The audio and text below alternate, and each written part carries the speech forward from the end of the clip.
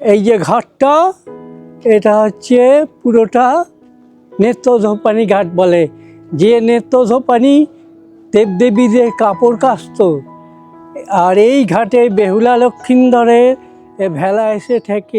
এই হচ্ছে আমাদের সেই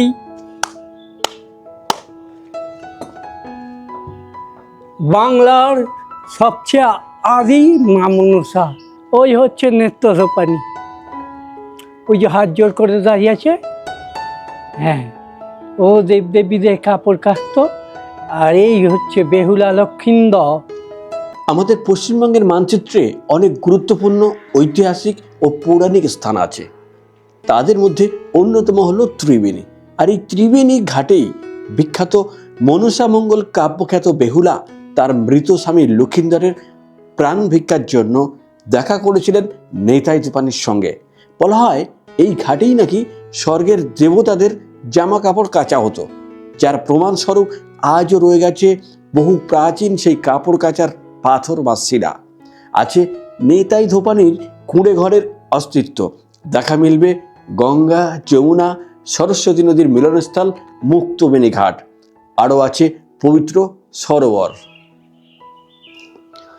আজ জানাবো সেই বিখ্যাত পৌরাণিক গল্পের সত্যতা। আমরা চলে এসেছি ত্রিবেণী রেলওয়ে স্টেশনে, আর পায়ে হেঁটে মাত্র 10 মিনিটেই পৌঁছে যাব নিতাই ধোপানির ঘাটে, যেখানে বেহুলা তার মৃতপ্রায় স্বামীকে নিয়ে স্বর্গের উদ্দেশ্যে যাত্রা করেছিলেন। নমস্কার বন্ধুরা, আমি হেমু, আর তোমরা দেখছো আমার ছোট্ট ইউটিউব চ্যানেল মেঘ ময়ূরের ভ্লগ। আর আজ ফেব্রুয়ারি 21 তারিখে চলে এসেছি সেই সুদূর কলকাতা থেকে 49 কিলোমিটার দূরে ত্রিবেণী রেলওয়ে স্টেশন। দেখো, আর এই সেই বিখ্যাত ত্রিবেণী স্টেশন, যাকে ঘিরে অনেক পৌরাণিক গল্প, অনেক স্মৃতি কিন্তু জড়িয়ে আছে। আজ আমাদের গন্তব্য নিতাই ধোপানির ঘাট। তো কিভাবে যাচ্ছি পুরোটা তোমাদের দেখাবো। তোমরা কিন্তু অতি অবশ্যই দেখতে থেকো পুরো ভিডিওটা, স্কিপ করবে না কিন্তু, তাহলে অনেক কিছুই মিস করবে। তো চলো আর কথা না বাড়িয়ে আস্তে আস্তে আমরা এগিয়ে যাই আমাদের আজকের গন্তব্যের দিকে। তো এখন আমরা কিন্তু এগিয়ে চলেছি 1 নম্বর প্ল্যাটফর্মের ধার দিয়ে সোজা সামনের দিকে। আমরা উঠেছিলাম প্রথমে সামনের দিকে, মানে কাটোয়ার দিকে। তো কাটোয়ার দিক থেকে এখন আমরা এগিয়ে যাচ্ছি ব্যাক সাইডে, অর্থাৎ শিয়ালদার দিকে। দেখো কি সুন্দর পরিষ্কার পরিচ্ছন্ন ক্লিন রেল স্টেশন। দেখো এই ত্রিবেণী। সোজা সামনে যাব, ওখান থেকে অটো বা টোটো রয়েছে যাওয়ার, কিন্তু আমি অটো বা টোটোতে যাব না, পায়ে হেঁটে যাব। পায়ে হেঁটে 10 মিনিট লাগবে, কারণ পুরো জায়গাটা তোমাদেরকে দেখাতে হবে। তো এই হচ্ছে ত্রিবেণী রেলওয়ে স্টেশন। আজ আমাদের গন্তব্য নিতাই ধোপানির ঘাট। রয়েছি ত্রিবেণী রেলওয়ে স্টেশনে। আর এই দেখো জেন্টস টয়লেট, ব্যাক সাইডে আছে লেডিস টয়লেট, আর ক্লিন স্টেশন। দেখো খুব সুন্দর গাছ রয়েছে স্টেশনে।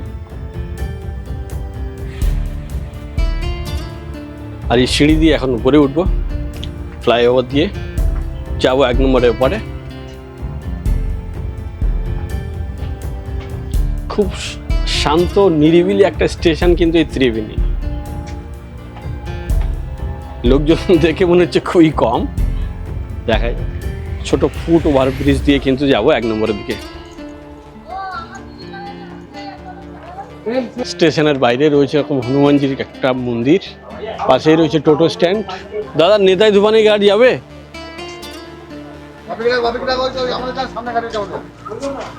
কত করে ভাড়া দাদা? 10 টাকা। নিতাই ধোপানি ঘাট, এখান থেকে 10 টাকা ভাড়া। তোমরা যারা আসবে এখান থেকে টোটো নিতে পারো, তবে টোটোতে পুরো প্যাসেঞ্জার হলে তবে মনে হয় ছাড়বে, লেট হবে। হেঁটে গেলে 10 মিনিট লাগে। তো স্টেশন থেকে বাইরে বেরিয়ে মেন রাস্তাতে এসে দেখো Tara Maa computer and gift house রয়েছে।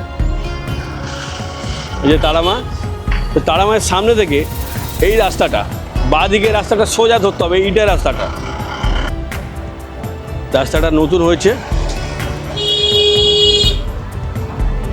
জল দিয়েছে, কাদাও আছে। তো এই রাস্তা দিয়ে সোজা যেতে হবে কিছুটা। বন্ধুরা, এখন বাজে 10:30। ফেব্রুয়ারি 21 তারিখ, রয়েছি ত্রিবেণীতে। আর বেশ গরম, কিন্তু কিছুটা আসার পরেই এরকম একটা 3 রাস্তার মোড় কিন্তু পেলাম, যেখান থেকে ডান দিকে গেলে পরে আমরা পৌঁছে যাবো ত্রিবেণী ঘাটে। এখানে রাস্তার মধ্যে কাজ চলছে।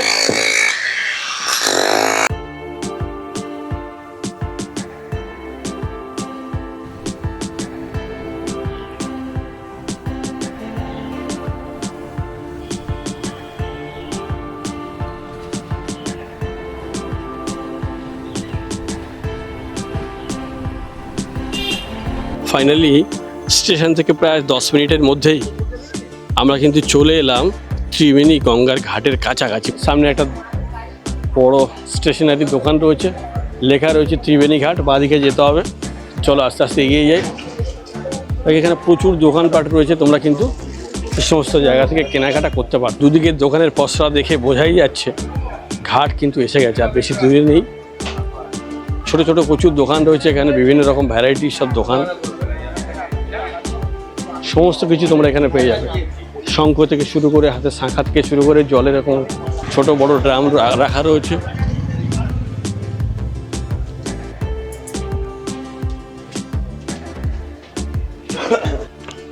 আর এই মুহূর্তে কিন্তু আমরা চলে এসেছি নিতাই ধুপারের ঘাটে, যার আরেক নাম ভাঙা ঘাট। তো দেখো, এটা হচ্ছে ভাঙা ঘাট। এই যে আস্তে আস্তে ভাঙা ঘাটটা ঠিক এমনি, এই যে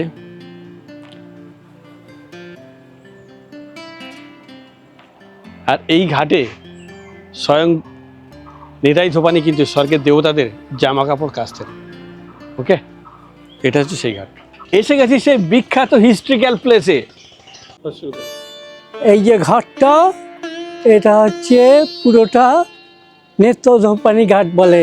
যে নেত্রধোপানি দেবদেবীদের কাপড় কাচত, আর এই ঘাটে বেহুলা লক্ষিন্দরের ভেলা এসে ঠেক। হ্যাঁ, এই হচ্ছে আমাদের সেই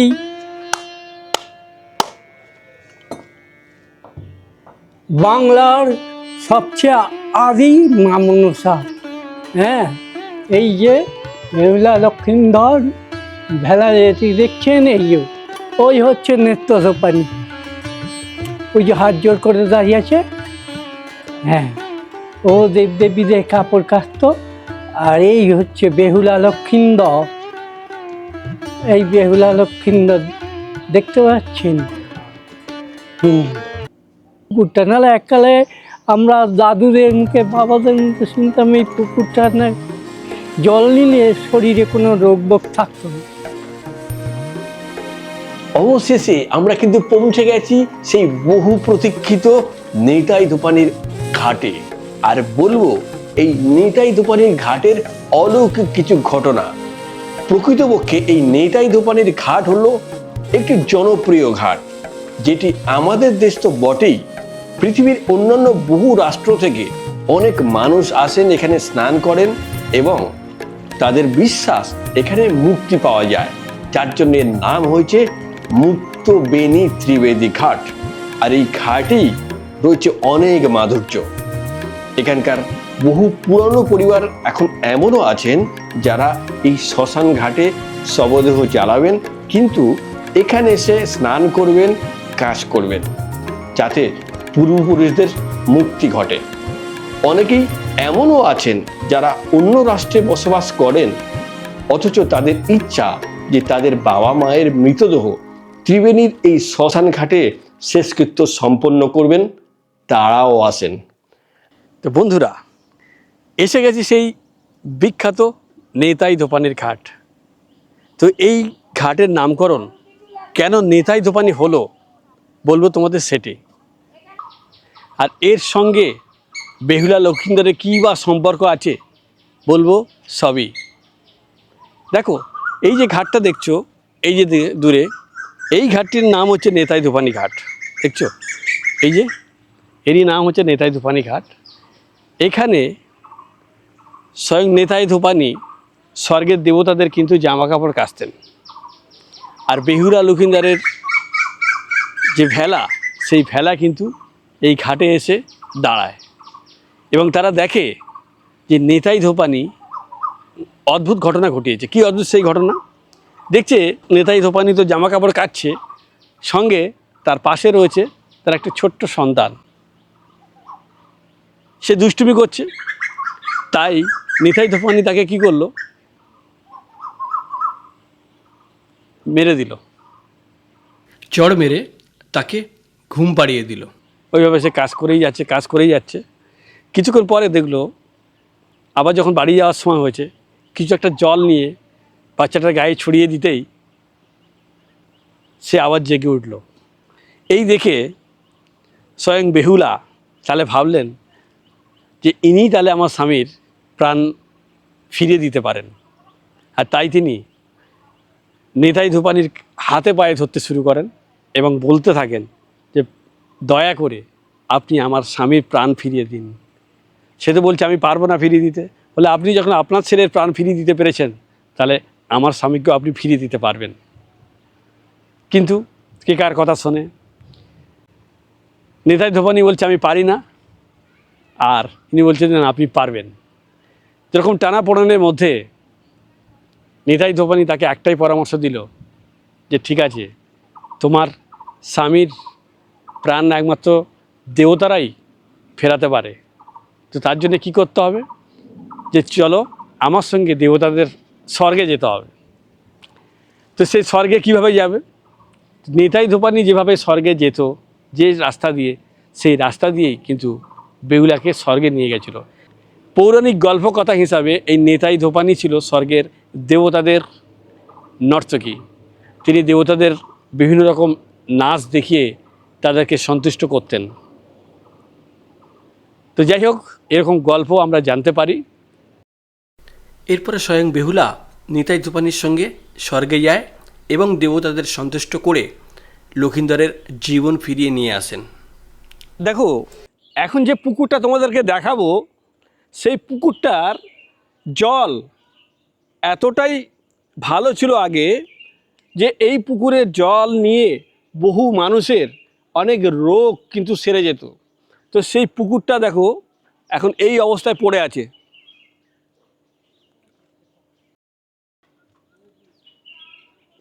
তো বিশ্বাস করা হয় এখানেই স্বয়ং নিতাই ধোপানি কখনো কখনো দেবতাদের জামা কাপড় কাচতেন বলে লোকাল মানুষদের থেকে জানতে পারলাম।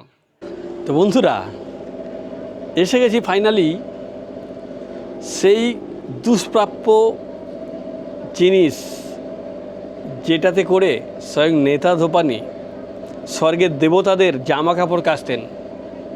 আর যেটির অবস্থান ছিল ওই যে ঘাটটা দেখালাম ওখানে ছিল, কিন্তু যেহেতু ওইখানে পরিচর্যার অভাব, তাই ওই পাথরটাকে তুলে এনে এই বাড়িতে কিন্তু এখানে রাখা হয়েছে। দেখো, এই বাড়িতে রাখা হয়েছে। এই সেই ঘর, এখানে সুন্দর করে যত্ন করে গুছিয়ে রাখা হয়েছে, লক করা আছে গেটে। চাইলে তোমরা যে কেউ এসে এই পাথরটাকে দেখতে পারো, বাইরে থেকে দেখা যায়।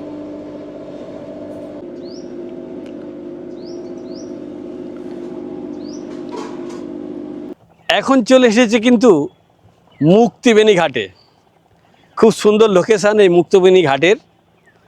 আর এই যে এদিকে দেখো, এটা গঙ্গা, আমার বাঁদিকে গঙ্গা, আর ডান দিকে দেখো সরস্বতী নদী। তোমাদেরকে দেখাই, এই যে দেখো, এটা হচ্ছে সরস্বতী, দেখছো? তো এটা হচ্ছে সরস্বতী আর এটা হচ্ছে গঙ্গা। আর দেখো গঙ্গাতে মাছ ধরছেন, দেখো অপূর্ব সুন্দর লোকেশান কিন্তু এখানে, খুব সুন্দর লোকেশান। আর কিছুদিন আগে এখানে কিন্তু মেলা হয়ে গেছে, 3 দিনের মেলা ছিল। তো সে সময় আসতে পারেনি, আসলে ভালো হতো। তো খুব সুন্দর জায়গা হচ্ছে এই মুক্তিবেণী ঘাট। তোমরা যখন আসবে তোমাদের সত্যি খুব ভালো লাগবে। আমি তোমাদের রিকোয়েস্ট করব অন্তত একটা দিন তোমরা টাইম করে ত্রিবেণীতে চলে আসো, দেখে যাও ত্রিবেণীর গঙ্গার ঘাট, এখানকার মুক্তবেণী ঘাট, বেহুলা লক্ষিন্দরের যেখানে লক্ষিন্দারের সঙ্গে বেহুলার সঙ্গে নেতাই ধোপানির দেখা হয়েছিল, সেই নেতাই ধোপানির ঘাট তোমরা দেখে যাও। একটা দিনে ছুটি করে তোমরা ভাবছো সময় কম, কোথাও যেতে পারছো না, একটা দিনের ছুটি করে তোমরা এখানে চলে আসো। এই জায়গাগুলো দেখলে তোমাদের সত্যি খুব ভালো লাগবে। তো এই মন্দিরের ঠাকুর মশাইয়ের সঙ্গে অনেক কথা হলো। উনি এই মন্দিরে 2 টাইম পূজা করেন। তো ওনার মুখ থেকে কিছু কথা, ওনার কিছু আক্ষেপের কথা শুনলাম। সত্যি আক্ষেপ করারই মতো।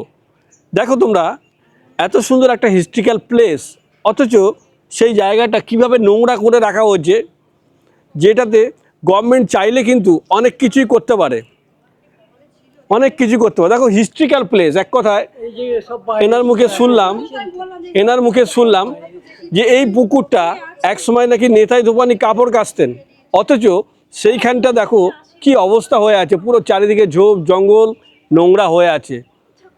প্রশাসন চাইলে কিন্তু পুরো জায়গাটা ক্লিন করতে পারে, কিন্তু কেন করছে না আমার জানা নেই। সত্যি অনেক মানুষ আসে এখানে, দেখতে আসে, আর একটা ঐতিহাসিক প্লেস, একটা হিস্ট্রিক্যাল প্লেস, অথচ সেই জায়গাটা হারিয়ে যেতে চলেছে।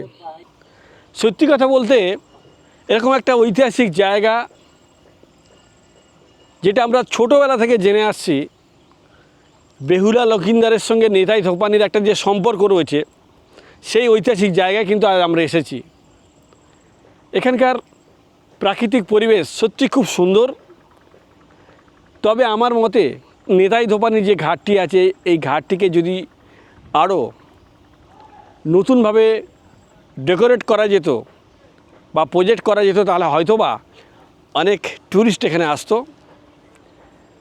আসলে এরকম একটা হিস্ট্রিক্যাল প্লেস যেখানে সবাই কিন্তু আসতে চায় এবং আসবেও আশা করি, কিন্তু এসে যদি দেখে যে এরকম পরিস্থিতি হয়ে আছে, এখানে ওখানে বিভিন্ন রকম যত্রতত্র নোংরা পড়ে আছে, বা এখানকার লোকাল কিছু মানুষ আছে তারা নোংরা করছেন, সেই জিনিসটা মনে হয় না করা ভালো।